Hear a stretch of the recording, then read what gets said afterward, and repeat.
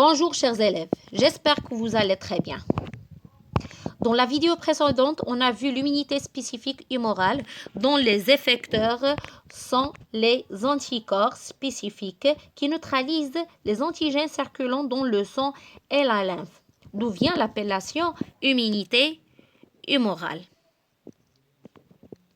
On a ici l'antigène, c'est le virus. Et comme vous saviez que les virus peuvent être neutralisés par les anticorps. Mais si ce virus pénètre à l'intérieur de la cellule, les anticorps n'ont pas accès. Ils peuvent rien faire dans ce cas. Cela va poser un problème à notre organisme. Toujours notre organisme cherche son intégrité. Mais la question qui va se poser, c'est comment l'organisme réagit-il pour limiter la prolifération virale? Dans ce cas, une nouvelle voie de l'immunité spécifique s'installe. C'est l'immunité spécifique à médiation cellulaire dont on va voir ses acteurs ou ses effecteurs, ses étapes et ses caractéristiques.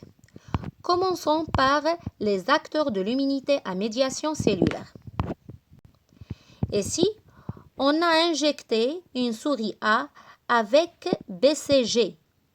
C'est un vaccin anti-BK, anti-bacilles de corps. Les bacilles de corps représentent l'antigène pour la souris. Ils provoquent la maladie de la tuberculose. Après 15 jours, on a prélevé son sérum et on l'a injecté à une souris B. Et on l'a injecté aussi avec les bacilles de corps. La souris mort, c'est-à-dire il n'a pas acquis une immunité, même après l'injection du sérum. C'est-à-dire, ce sérum ne contient pas d'anticorps anti-BK. On peut déduire que cette immunité n'est pas une immunité humorale parce que l'agent immunisant ne sont pas les anticorps. La question, quel est l'agent immunisant? Dans la deuxième expérience, on a prélevé les lymphocytes T de la souris A qui est immunisée et on les a injectés à une souris C. Après, on l'a injecté avec des bacilles de corps. Comme résultat, la souris a survécu. C'est-à-dire, il a devenu immunisé grâce à ces globules blancs appelés les lymphocytes T. On dit que les lymphocytes T sont l'agent immunisant dans ce cas, d'où l'appellation l'immunité. Il s'agit d'une immunité cellulaire puisque l'agent immunisant est représenté par les lymphocytes T. Sont les lymphocytes T. À partir de cet exercice, on déduit que les effecteurs de l'immunité à médiation cellulaire sont les lymphocytes T, et spécialement les lymphocytes T tueurs ou bien cytotoxiques. On va passer aux étapes de l'immunité à médiation cellulaire. On a 3 phases. La phase de reconnaissance spécifique, la phase de multiplication et différenciation et la phase effectrice.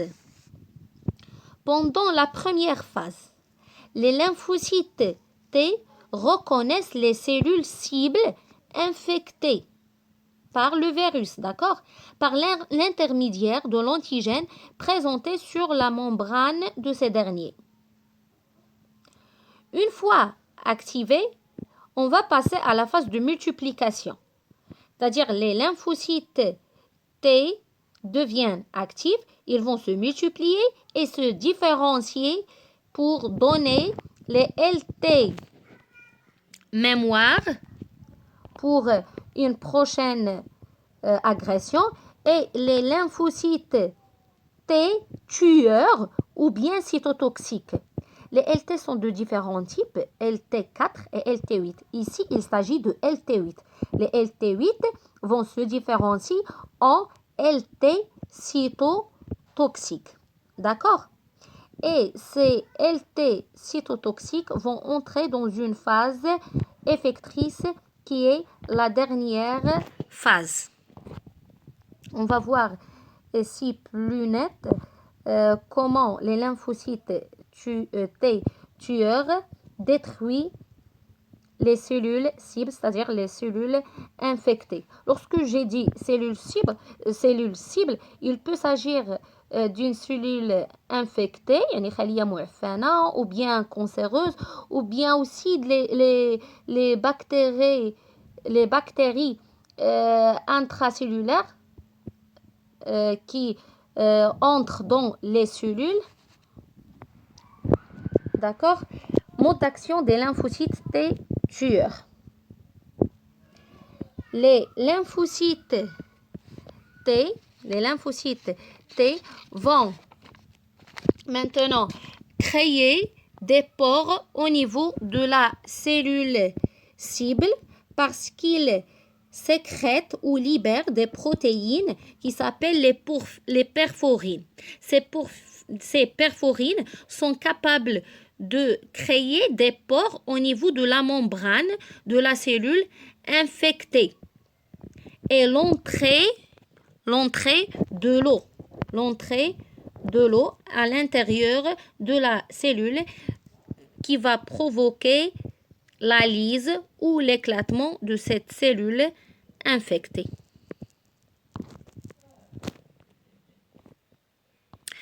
On va passer maintenant aux caractéristiques de l'immunité à médiation cellulaire.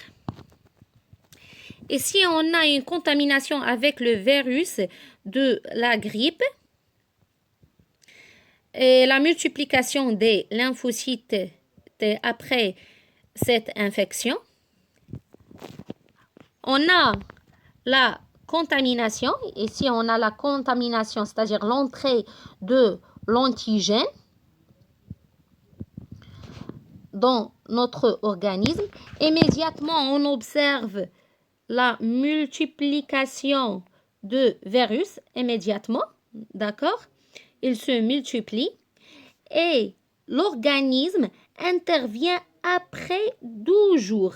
Après 12 jours de la contamination, il intervient par les lymphocytes T, ce qui provoque l'évolution ou l'augmentation des lymphocytes T va provoquer la diminution de virus.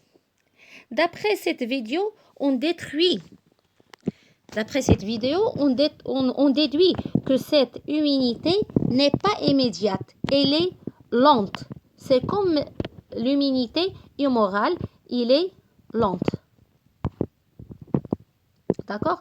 On va passer à un autre exercice. On a des cobayes immunisés contre le tétanos, c'est-à-dire ont l'immunité contre le tétanos. On a injecté un cobaye la toxine tétanique et la survie. Pourquoi? Parce qu'il est immunisé contre ce type d'antigène qui est le tétanos. Et on a injecté un autre cobaye immunisé contre le tétanos par la toxine diphtérique ou bien autre toxine microbienne différente que la toxine tétanique. Le cobaye va mourir. Pourquoi? Parce qu'il n'a pas une immunité contre la diphtérie. Il a une immunité contre la toxine tétanique. C'est-à-dire que cette immunité est une immunité spécifique. On a terminé notre cours d'immunité spécifique. À la prochaine vidéo, Inch'Allah, pour expliquer la coopération cellulaire et les organes de système immunitaire. Au revoir tout le monde.